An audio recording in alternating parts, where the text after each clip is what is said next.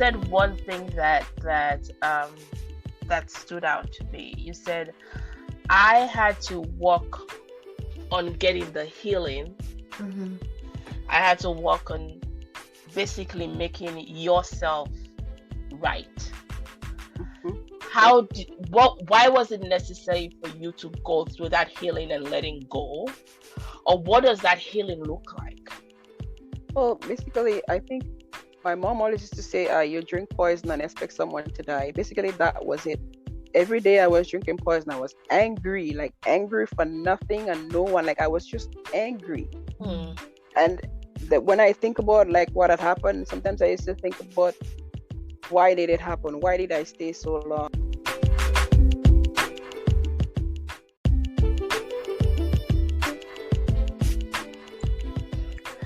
Do you have a sister friend who you can talk to about your imperfections, vulnerabilities, uncensored truths, journeys, and victories? Welcome to the lounge. Come on in, sisters. Let's talk. Welcome to the Sisters Let's Talk podcast lounge. This is Lucia, and we have Fumi on the show. Fumi is on the show. Yes, Fumi is here. So today we have a very, very, very interesting and scary and deep topic that I think we want to talk about. We should be talking about. Yep. I'm going to let you introduce that topic. Well, today we want to talk about divorce. It is a thing. It is, the Bible talks about it. So, and we hear it all the time. So we're going to talk about it as well. The positive, the negative, the essentials, the life after, the life before. We just want to talk about it. And today we have a special guest here that is going to help us in this discussion. Welcome, Denise, to the Sisters Let's Talk podcast. Thank you for having me. We are so excited to have you here because truly this is one of the topics that people that have gone through divorce sometimes don't want to talk about it, or are so bitter to talk about it that we just never know their story. We just never know what they've been through. So if we met Denise at the grocery store and she is picking up her stuff to go make the best food, which I would like to know because I like food. What would Denise tell us about herself? Okay. Who is Denise? Well, Denise is just an ordinary kid who's saved by grace. I'm from Grenada. Okay. Grenada in the building. Yes, we are. So I'm divorced. I have a daughter. She's just turned 18, so this year. Nice. So she's not a baby anymore. I know, right?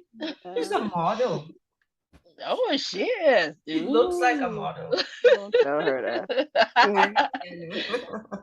Yeah, I don't know. I just love life. I mean, at this time in my life, I'm grateful to be alive. I'm grateful to be just where I am in this point in my life. I'm just grateful to be traveling from an island to a big country like this and meeting new people and getting a lot of different experience. I also work in the healthcare field, so I like see different things every day, which is a good thing for me. It helps me every day. Perfect. Well, welcome. I am super curious and super excited to talk to you. Excuse me. I must say, I actually respect the fact that you were willing to share some things with us, or in general, because I mean, at the end of the day, we want to help others, not just Christians, but generally. But again, we want to, as Christians, be aware that these things happen. Yes, might not be what God intended, but things happen, and that doesn't mean God isn't there. Mm-hmm. And I Yeah. think most times people forget that. They then when it's happened, like, oh no, God isn't there anymore. So I want to say respect the fact that you were willing to come. Agree Yeah, to yeah. that. Yes. So Denise, how long were you married and when did you finally have a divorce? Like how long into the Uh, marriage did you finally have a Well, divorce? okay, I'm gonna backtrack a little bit. Mm-hmm. I knew my ex-husband we're from the same island, so I knew Mm-hmm. him from back home a little bit because they were like famous back home. But when we came to Canada, we met at 2007, Mm-hmm. and then we started dating, boyfriend, girlfriend, and then we got Mm-hmm. married in 2097, 1997. Okay. So it was the boyfriend and girlfriend thing was better. 1994, 95, 96, 97. It was great until the marriage. So Oh. let's just say the boyfriend and girlfriend part was happier than the marriage. Let's just say that. So what changed? Ah, I don't know. Maybe I was blind. But you know what too? A lot of the Mm-hmm. times, like when my mom always used to say people could be infatuated for years. Mm. And then you're thinking it's love. So I guess maybe it was like a drawn out long infatuation. And then we got married. But I'm the kind of person when I get married, I always say to him when I get married, I don't want to get a divorce because when I look back in my family, like Mm-hmm. either nobody gets married or they live together common law or you get married and then years after they get divorced. So I didn't want that. Okay. So I always ask, you sure you want to get married? Yes, yes. Even the night before you want to get married, yes, yes. But backtrack this. We were all party goers. I was not saved. Mm-hmm. I bound away from church actually. I came to Canada, my dad's back home. So yeah, I'm free. I can do whatever I want. So Mm-hmm. I started living the life that God didn't choose for me. Mm-hmm. So I met this guy and he is also unsaved. And we were just doing our own thing. Basically, I thought I was the boss of my life, but little did I know. And we partied and we would hang out and party with our friends and his family, and my family would party and all this. And after I have my daughter, I've decided that I cannot leave my daughter to go party. Like, I love my kid and she is so Mm-hmm. precious. I cannot leave her, let someone else watch her and go do whatever I want to do the same thing. So I decided like I don't want to do this anymore. But he didn't want Mm-hmm. to stop. Mm. He likes to party, and then on top of that, when he gets drunk, he likes girls. So that the infidelity thing started. So Mm-hmm. that was the beginning of it all. Of it all. Yeah. Mm. So life change or choice change Things. kind of, yeah. So that kind of set things up. Yep. Mm. I've heard a couple, say they were married for 9 years. And when they said that, I thought, that's actually true. That when they were dating, um, it was the things I wish I knew before getting married. When they Mm. were dating, they explained, everything. They were so nice. They would always be talking on the phone, even when they went to work. At that point, they weren't they weren't WhatsApp and whatever. They would be emailing each other at work, etc., etc. And then they got to marriage, and like things change. And he goes like, I finally got it because it's like we were on cruise control as boyfriend and girlfriend. Everything's going smooth. You're an autopilot, but you cannot autopilot in a marriage. Yeah. You gotta change gears. That's how we explained it, and I thought that really makes sense. And even for people who quote unquote are still married, you really have to think about it. You can't autopilot. Yeah.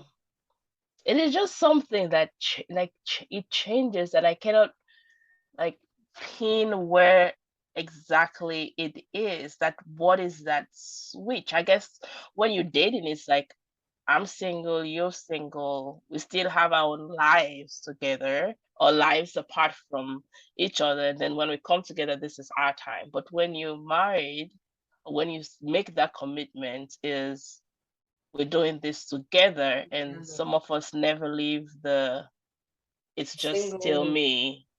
Mhm. It's just still me, and we're just coming to do this time together kind of thing. I think that's, I don't know.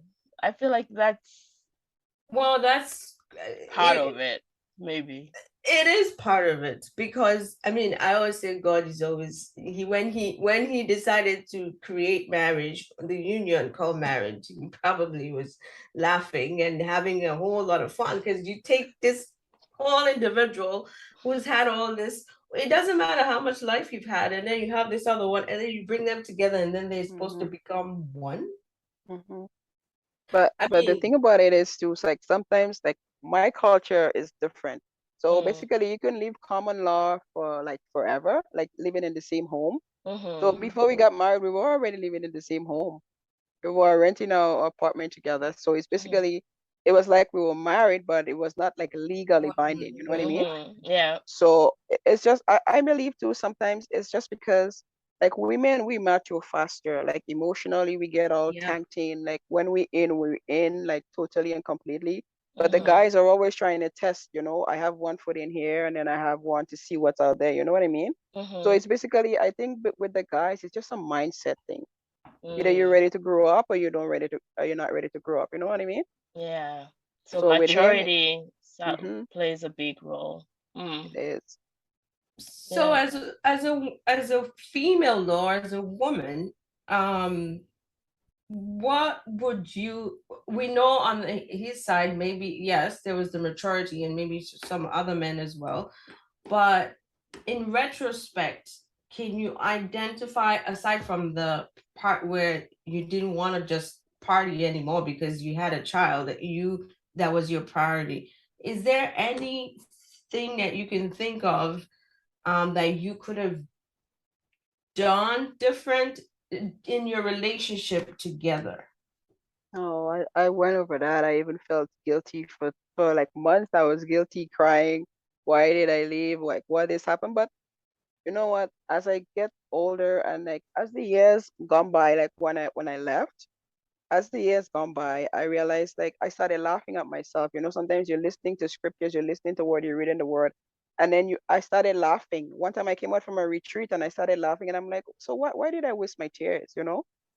I didn't do, I wasn't perfect. Let's say Mm-hmm, if he says something, I will answer back and stuff like that. Like this is human nature.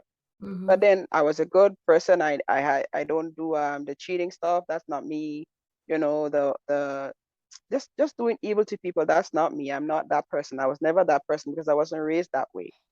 So when I look back, I don't see I did anything wrong. I wasn't perfect, but I didn't do anything wrong to cause this. It's just that that's who he is. He wants to experiment. He wants to be out there and be inside. You want to have your cake and eat it too. Basically, that was it. But for me, I wasn't perfect because I would answer you back and say, "Hey, my friend, this is not right. Like, you're spending this on that, and you're not paying this bill or whatever. But that's basically how I was in the relationship. I would always have to counter for everything. I was like the man in wearing the pants, basically. So when I look back at it, I don't see I did anything wrong. I beat myself up for like months and months and months because I never wanted my daughter to be raised without her father. Because I have like nieces and nephews who were raised without, their father. And I know how Mm-hmm. hard it is for them. Sometimes, they don't have a father to talk to close by. So I never wanted that. But it is what it is. God knows best. He wanted the best for me. That's all I could say. um question. So when did you know, at what point did you know that I need to end this? Were you the one that ended it? Maybe I should Yeah, I ask that did. first. Okay, I you ran ended it. away, yes. I like that you can laugh about it.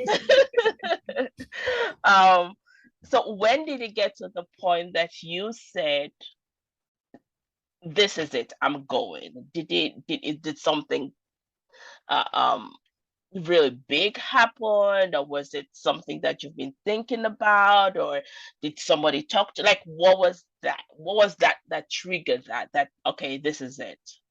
Well, I was thinking about it before because it's funny how God works. Even though I strayed away from God, like I'm the kind of person, I think God speaks to me in dreams. And one time I had a dream that he had like I see him with a child, but I couldn't tell if it was a male child or a female child. It was like a baby. And I got up and I said to him, "You have a child out there, you know what I mean?" And he's like, "No," he doubted, like so angrily doubting it. But then in my spirit, I couldn't let it go because like a woman instinct, I was just there and I keep like, no, there has to be something. I like this dream is just so it was so real. And then I start probing and then I start doing my homework. And then lo and behold, a really, really good friend of ours, both of us, like we are the same, we came from the same island. We were all closely together. And she told me like, hey, I saw your husband with a son and a daughter, and I asked him, and he tried to lie, but then he couldn't lie because she was really insistent asking him, and then I said, okay, that's it. So I waited a couple weeks, and I said, okay, I wanted my daughter to be like to turn 7 before I walk away because I wanted her to spend the birthday in the same house with me and her dad before I leave. And then I finally decided, hey, my friend, this is not working. So I started packing stuff, and then that was it. Did you get any response from him? Of course not. He's doubted, he doubted, he doubted, he doubted, he doubted until he couldn't doubt it anymore. And then one day he got upset at me, telling me, oh, yes, I have a child. Basically, he confessed one day because we were arguing and he was angry and I was angry. And he said, yes, I have a child out there and I can't get to bring him here because of you. And I said, are you nuts? Why would I let you have it? First of all, it was infidelity, and you have another child out there and you want to bring it inside our home. Is that respectful? And then I said, you know what? Anyway, it doesn't make any sense now. You confess it, but I already know that it was so. So I Mhm. decided, like, that's it. I'm out of here. And so, moving past that, did we ever? The reason I'm asking is because there are people who go through this, so that, Mhm. or people who are in at that point in time to make such a decision.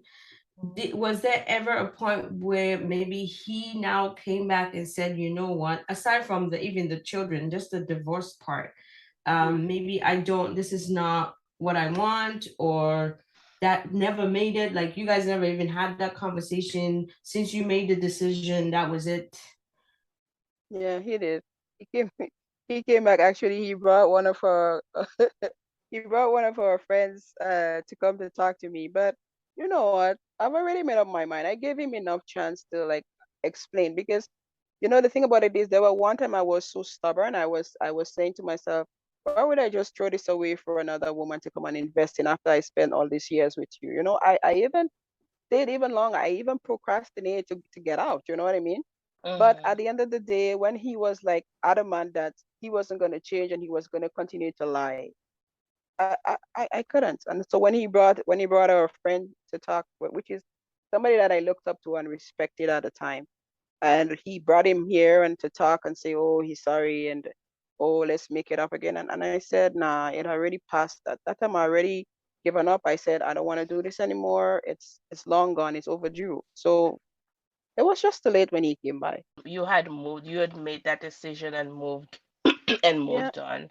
yeah. Um, is there anywhere if anything had been done differently, will it be something that you will consider again? Like if he had done this and this, or if I had seen this kind of change, or if this had happened, it would have changed your decision. Because there are a lot of stories that we've had that people initially walked away or left, and then they came back, and we have success stories, we have happy stories afterwards. Is there something that, looking back and outside in, and say, you know what, if he had done this, or if this, I have seen this change, or I have seen this behavior, or this thing would have made me change my decision? Yeah, I could say, yeah. Like maybe in the first year and a half or so, if it was sincere, because the Mm-hmm. thing about it is, I left before, right? What I didn't say, I left before the last time I left before, Mm-hmm. and when I left, I had moved on my own and I had my own place, and then my nephew got he was murdered in 2009. He was murdered. So like that brought us back again together because he and my nephew were best friends. Like they were really close. So then I decided, okay, one more shot for for the daughter's sake. But then the next shot didn't come up. It didn't amount to really anything. No change, no anything. So when I left the second time, I said, you know what? I don't see there's no need. I don't think there's going to be any change. The same friends, the same formula, the same everything. So like but if there was he was sincere and he was really willing to change, yeah, I could say yeah. But Yeah.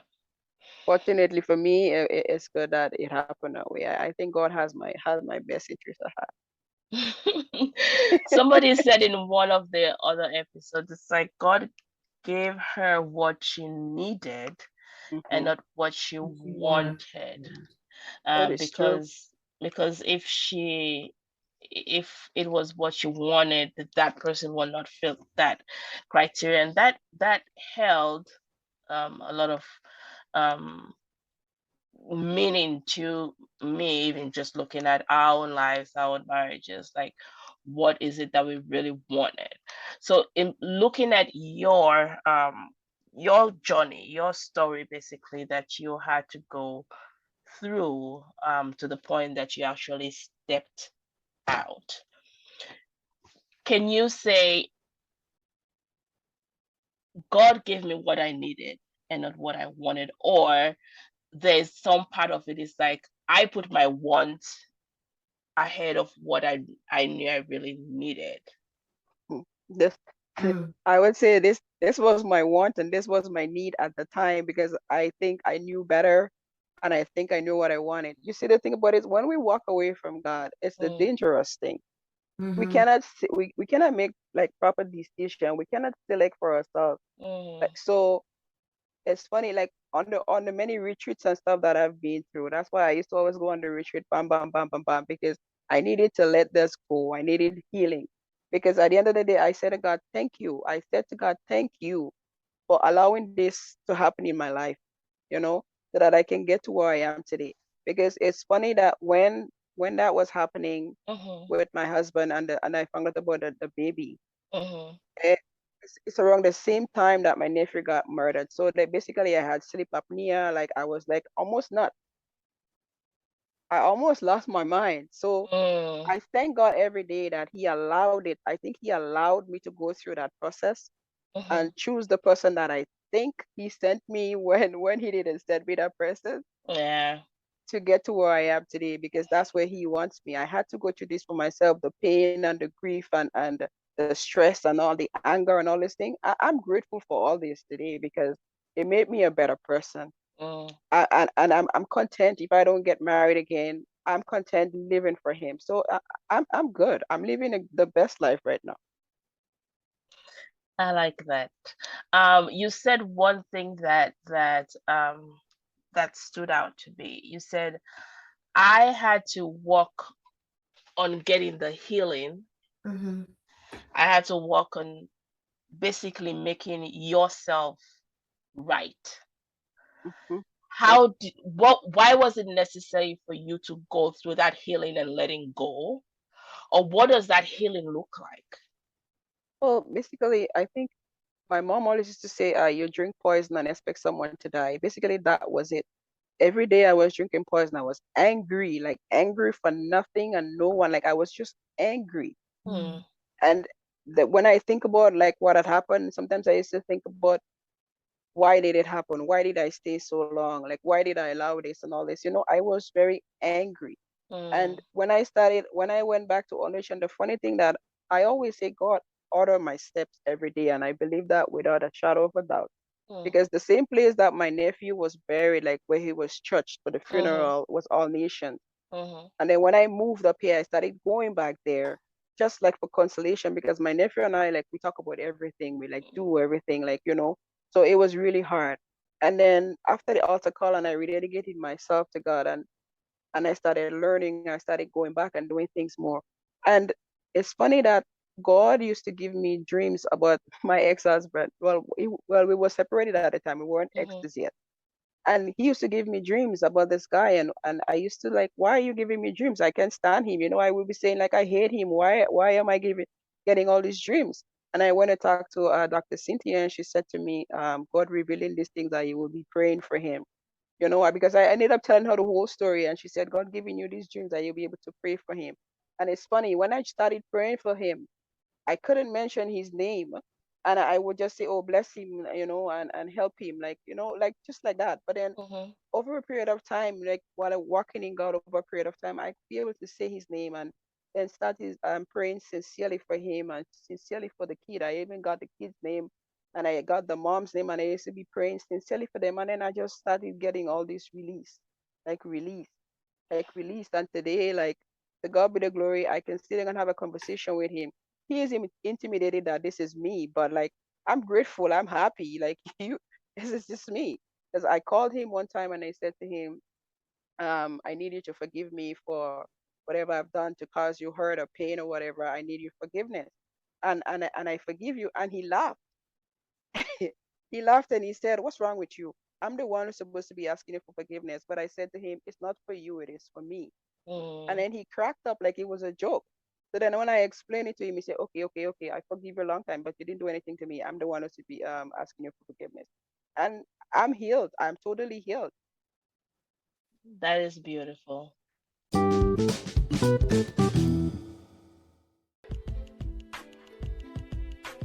Join us next week as we complete our conversation with Denise in part 2.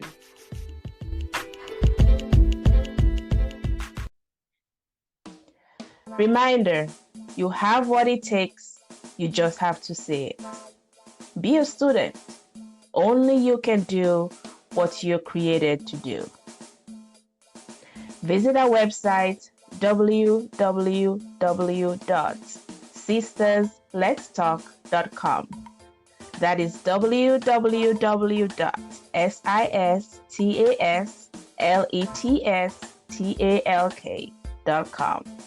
Ask a question, leave a comment, or let us know how you're holding up. Subscribe to Sisters Let's Talk wherever you listen to podcasts. We want you to be the first to know when another episode is ready. One tiny favor, sis. Let's invite other sisters to the lounge.